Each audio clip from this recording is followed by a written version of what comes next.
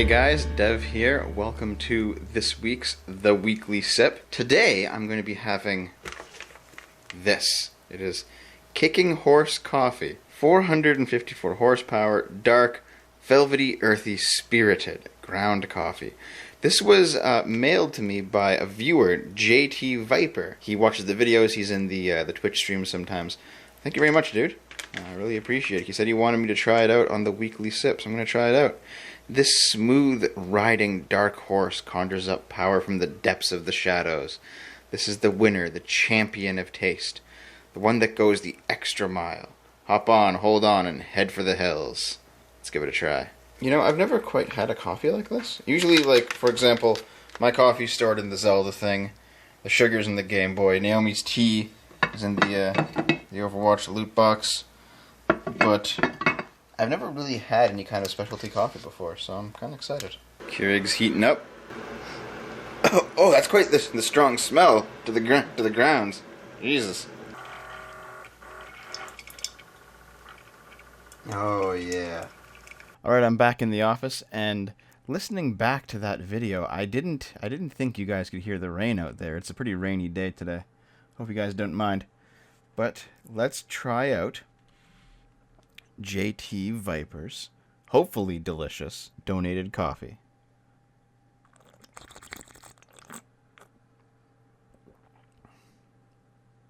Ooh. Based on the smell, I thought it would be more acidic, but it's not. It's definitely very strong, though. Holy shit. Oh. And it leaves like a lingering coffee aftertaste in my mouth the way that most coffees don't actually do. It's good, though. Thank you very much, JT Viper. Any of you guys who do want to send me stuff to have me try it out on the show, I have put my address out there. It's no big deal. I don't really care. So in one of my videos this week, I mentioned super gonorrhea, and I got a couple questions. What the hell is super gonorrhea? Well, this is what super gonorrhea is. Super gonorrhea spread causes deep concern on the BBC News. 2 women in the UK have been infected with super gonorrhea, sparking deep concern from sexual health doctors. A European party destination is one line of inquiry, and health officials are trying to contact subsequent sexual partners in the UK. Both women have since been cured of their infections, which were resistant to the main therapy. That's why it's super gonorrhea. It's resistant to usual gonorrhea therapy. I swear to God, thoughts are gonna fucking kill us all. Both women were infected with a version of gonorrhea that was resistant to the first-choice antibiotics. The cases were not related to the world's worst case, which was detected in the UK in 2018 after a trip to Southeast Asia. Oh, I wonder what the world's worst case was. World's worst super gonorrhea man cured. He picked up the superbug having sex with a woman in Southeast Asia despite having a British partner. Well, this is one way to find out that your man's cheating on you. He gets super gonorrhea and makes the news. But yeah, the bacterium Neisseria gonorrhea has rapidly developed resistance to new antibiotics. I made the argument in my Where Have the Good Men Gone video that the complete loosening of sexual morality led to basically a lot of suffering through the extreme propagation of STDs. And now there's definitely a component of the modern sexual lifestyle that values safe sex, but even that's being dismantled by the SJWs because they made it legal in California for people to hide their HIV status, claiming that it discriminated against gay men. Basically, the adaptation of STDs to all of our various drugs is going to continue. So either we find new cures or we change some of our behavior. There's really no way around this. Here's something really stupid for you guys. Your fancy new brunch place is probably colonialist, and you're a colonizer. Gentrification is just the latest iteration of colonization, but now it comes with eggs Benedict and bottomless mimosas. Okay, so let me get this straight. You have a ghetto in a city, and you gentrify it. You kind of spruce it up. You know, you build parks. You have like higher class properties. You know, that's colonization.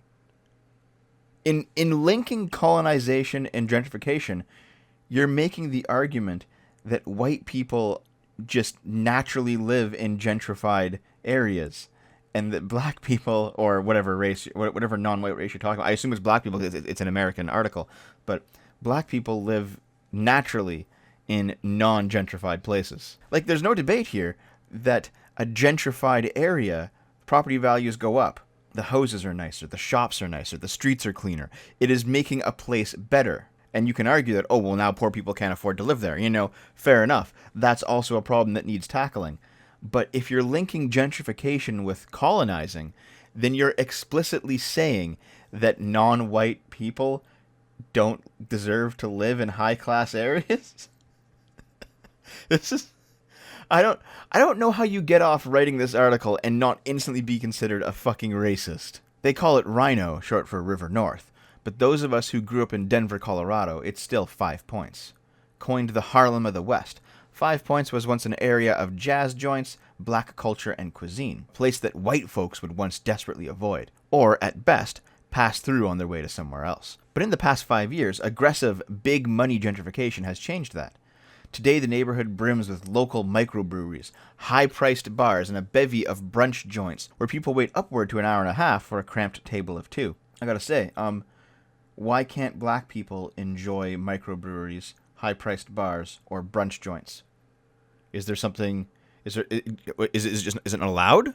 Like, what are you saying here, Simon Moya Smith? Black people can't go to those things? Are black people cordoned off to jazz joints, black culture, and black cuisine? Is that all they're allowed to do in your eyes? Families and local businesses in cities across the U.S. are being hurled from their beloved blocks and neighborhoods as a result of gentrification, as a result of these new posh places.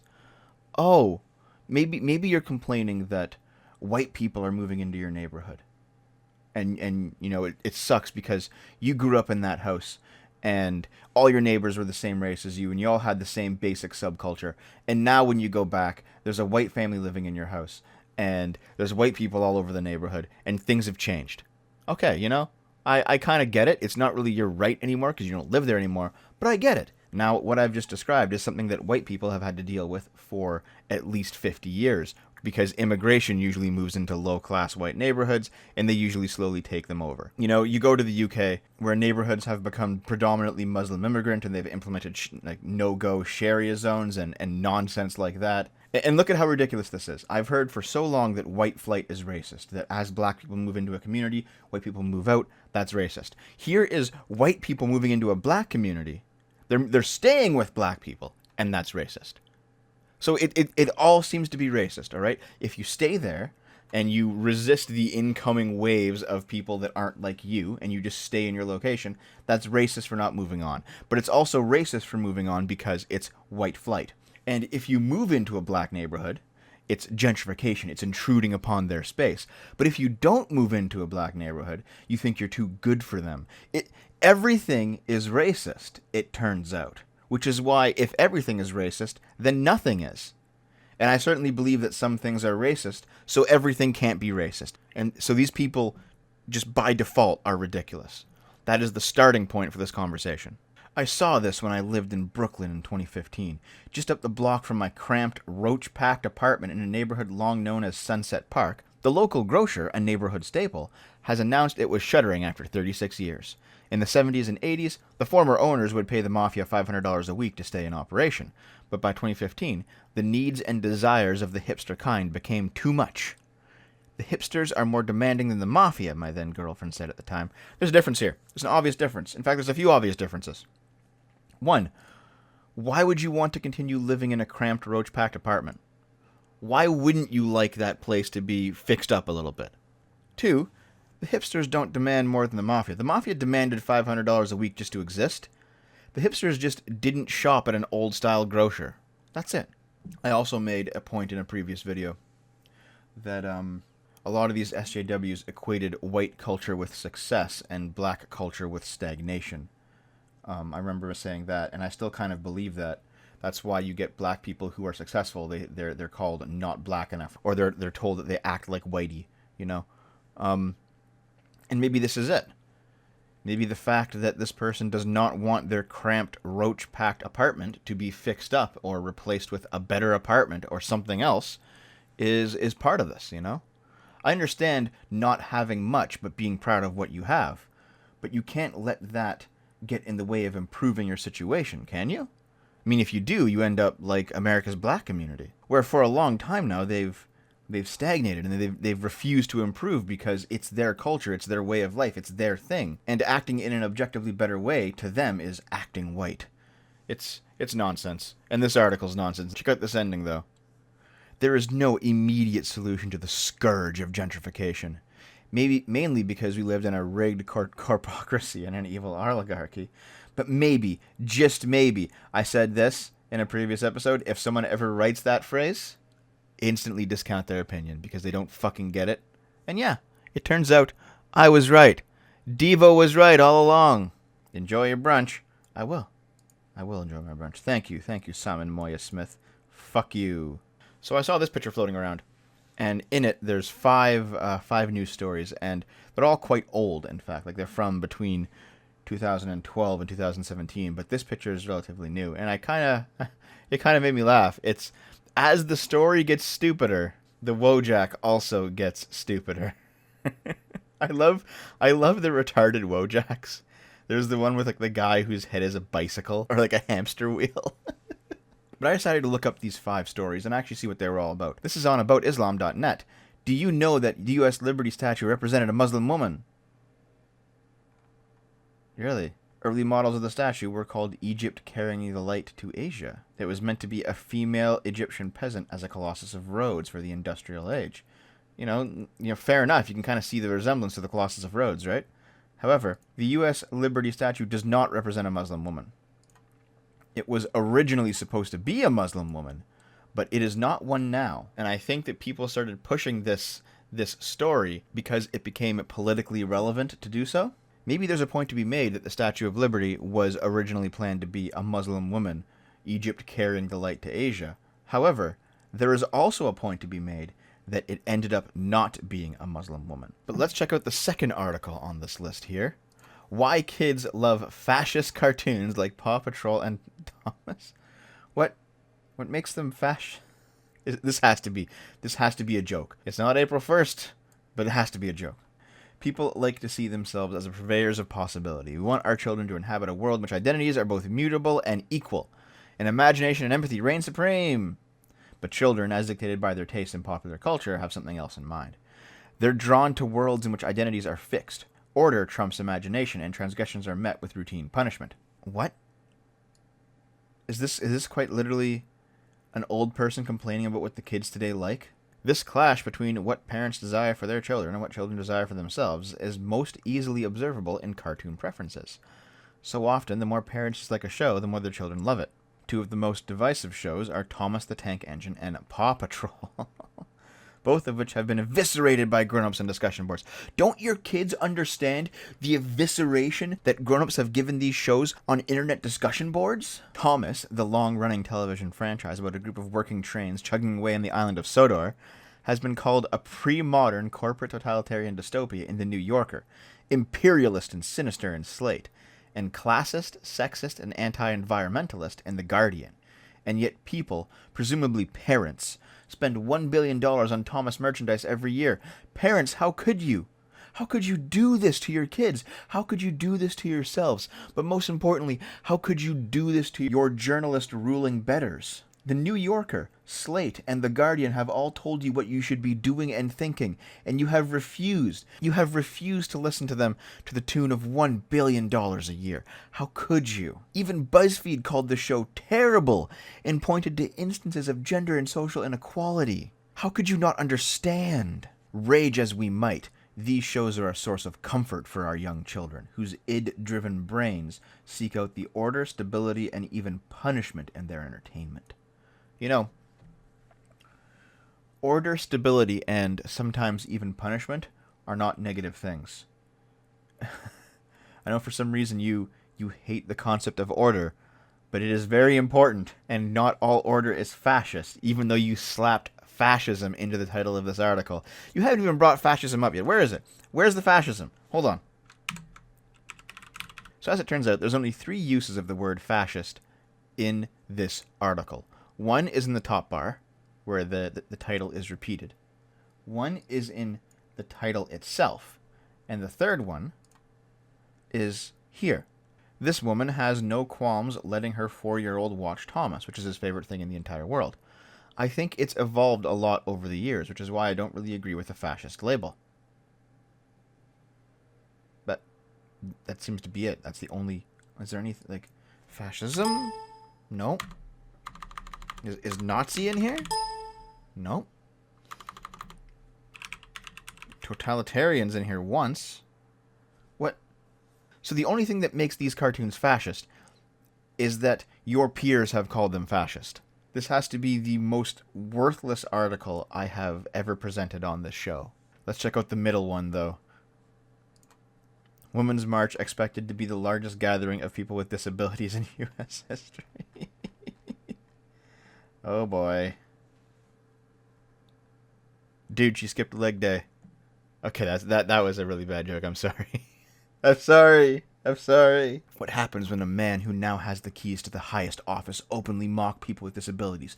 They fight back. Didn't the Women's March fall apart? I've had a back burner video kind of brewing for a while about just the beginning and end of the Women's March. Maybe I should do it sometime soon. And yeah, this article seems to be nothing but just talking about how they didn't like that Trump did that whole hand hitting his chest imitation of a disabled person. Which, yeah, you know, that was pretty rude. But, you know, like, it seems like something a teenage boy would do, because it's something that many teenage boys, including myself, did when we were teenagers, or even when we were like younger than that, even when we were like 12 or something. If we wanted to make fun of one of the disabled kids, you know, in the special ed classes in the school, we would do that. And I'm not saying it's good. I'm not saying it's proper. I wouldn't do it in polite company. I probably wouldn't do it as an adult anymore. But like, I was a dumb kid, and the fact that Trump did it as an adult kind of makes him look stupid. But that's really it, isn't it? It doesn't delegitimize him as president. It doesn't mean that his other speeches are all inherently bad. It doesn't mean that his policies or the work that he's done is all bad. It just makes him an insensitive asshole. And I don't think people elected him for him to be nice. We're going down the list here. Americans who practice yoga contribute to white supremacy. You know, I've seen this claim made before. I think I talked about it in one of the How Cucked is Canada videos, where there was a yoga class in Ottawa that was, people tried to shut it down because it was run by white people, and they said it was cultural appropriation. And then like they went to a temple in Ottawa, and they said, "Hey, do you think that white people practicing yoga is cultural appropriation?" And they said, "No, it's fine. It's happy that you guys are, you know, spreading and enjoying our culture, just like we're here in Canada and we're enjoying yours." Like, cultural appropriation has always been dumb because cultures have always mingled. It's stupid. White people who do a downward-facing dog are contributing to a system of power, privilege, and oppression. Yeah, I'm sure they are. Sharina Gandhi. Are you related to the actual Gandhi? A religious studies professor at Michigan State claims in an article she recently co-authored that Americans who practice yoga are contributing to white supremacy and promote the yoga industrial complex. Yoga industrial complex? Are you fucking kidding me? Okay, what's this article that she wrote? Hold on a minute. The Praxis Center, Arcus Center for Social Justice Leadership. Yoga and the Roots of Cultural Appropriation. Hold on. Sharina Gandhi and Lily Wolf? These can't be their real names. They must have changed their names to, like, imitate influential figures. There's no way. Yoga's popularity was a direct consequence of a larger system of cultural appropriation that capitalism engenders and reifies. While the misappropriation of yoga may not be a life-threatening racism, it is part of systemic racism nonetheless, and it is important to ask, what are the impetuses for this cultural grabbing? Maybe it's because yoga is healthy, and there are people who want to be healthy, and so they are willing, in fact, to go cross-culture to glean bits of useful information and practices from multiple different cultures to create a healthy lifestyle, because no culture is perfect, obviously. Oh God. How to decolonize your yoga practice. Okay, show me, open democracy. How do I fucking decolonize my yoga practice? I've gone down like a link hole, it seems. This is basically just me link surfing on the show now. Oh, 404 page on that. We can't do it, can we? I guess we just can't decolonize yoga. Fuck you. Racism, ahimsa, and yoga in the face of inequality. What would you know about it, white girl? Like, hold on. You're a white girl, aren't you? Oh, you might be mixed. You might be half white, half Asian. I have to know. I have to know if you're a racist. I have to know. Walnut Creek, California. Why am I not fucking surprised? Oh, and it turns out that her progressivism has rewarded her with a Netflix show all about yoga. I wonder if you're part of the problem here. The final one appears to be a picture of a TV with the with the headline PB&J sandwiches. Are they racist? I couldn't find this specific clip, but I do have this. Peanut butter and jelly racist? Portland school principal, of course it's fucking Portland, ties sandwich to white privilege. This is back from 2012, so it's pretty old, but still, it's fucking stupid, isn't it? And of course it would be Portland. Portland 2012 is like the rest of the world 2019, it seems. The sandwich has broader implications about race. No, it doesn't. It's a fucking sandwich. The sandwich was reportedly mentioned in a lesson plan last year. A teacher used it as an example of a subtle form of racism in language. What about Somali or Hispanic students who might not eat sandwiches? Another way would be to say, Americans eat peanut butter and jelly. Do you have anything like that? Let them tell you. Maybe they eat torta or pita. Who cares? This isn't a fucking buffet. It's a cafeteria. Eat your sandwich, bring your own lunch, go somewhere else. Like, imagine the fucking entitlement you have to have, the chip on your shoulder, to walk into a cafeteria, look at the selections, and say, no, I want something else. You're going to make me something else. And it's racist that you don't, and it's racist that you don't already have alternatives to begin with. Fuck you. One refreshing thing about this article is that because it was written in 2012, the part of the article that talks about regular people on Twitter mocking the whole story is simply presented straight. It's not twisted in such a way that your average Joe on Twitter is painted as a racist for not taking this deathly seriously like it is in 2019. What's the verdict on grilled cheese? Racist? Sexist? All sandwiches are racist. It's the name sandwich the poor tortas are discriminated against. Yeah, see, this sounds like just shit posters, right? And in 2019, you would get a warning for this stuff. But in 2012, it's all good fun. Let's go back, guys. Please, let's just go back. 2012 YouTube, 2012 Twitch. It was just a better internet all around. That does it for me, guys. I know that it wasn't necessarily up-to-date articles, but I think it was fun to have a little dive into the past there. Thank you very much, JT Viper, for the coffee. It is quite delicious. Speaking of 2012 Twitch, when I stream on my Twitch channel, twitch.tv/GameBoomers, I basically treat it like it's 2012. Whenever I do gaming content on the internet, I treat it like it's between 2009 and 2012, the modern golden age of video games. It wasn't quite as good as the actual golden age, like the Super Nintendo N64 era, but it was still pretty good. The Wii, PS3, 360 generation was quite a lot of fun, in my opinion. And I bring all that up because I am, in fact, streaming tonight. It'll be me and 3 other friends piling onto a couch and playing Tales of Vesperia, which, surprise, surprise, I think is a 2011 era 360 JRPG that has been re-released on the PS4 and like a high definition quality. And we've been making our way through the story mode of that game as a 4-player group. So we'll be doing that tonight. Drop by, say hi. I'd love to see you there. I'm actually still working on the 50,000 sub video. I know it's been like a month, but I've kind of had I've had something planned that I needed to wait for some props to come in for, and so I will be able to get that out to you maybe in the next 2 weeks or so. Of course, I'll try to keep on the daily videos as well. As for D&D, Sargon says it's up this week on Wednesday, so let's hope, guys.